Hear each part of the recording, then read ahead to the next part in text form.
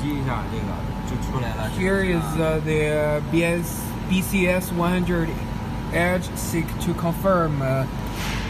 这还是流边给它留到5毫米啊，然后点确定，然后咱随便画个圆啊，随便画个方，画个矩形。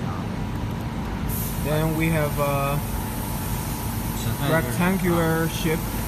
25×50吧，50，大点。我这是100啊，100是吧50 times 然后我设置一下参数100设置一下参数，对这个 Here 参 is 数 the parameters. Then we cut a shape 然后那边 here. We do this cut. 你看这边 Now here it is looking for